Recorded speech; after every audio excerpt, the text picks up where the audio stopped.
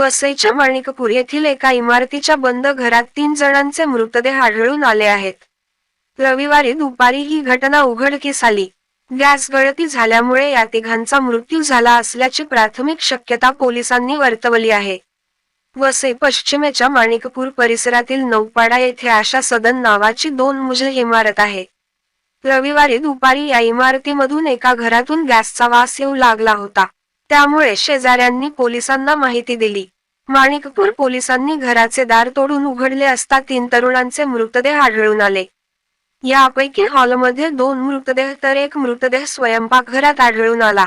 मृतांपैकी एकाची ओळख पटली असून त्याचे नाव मोहम्मद आझम असे आहे. मोहम्मद आझम याचा फळ विक्रीचा व्यवसाय आहे. हे सर्व 30 ते 35 वयोगटातील आहेत.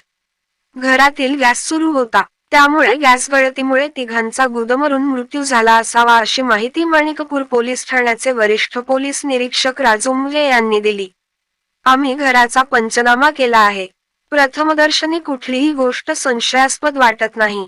गॅस सुरू असल्याचे दिसून आले.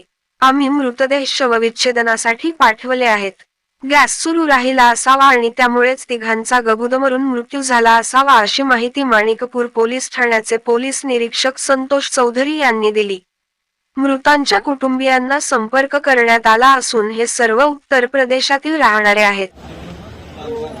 किस घर में? उस घर में? अरे उसमें नहीं है तो ऊपर इधर ये वाली बिल्डिंग में सेकंड फ्लोर पे बंद चालू है.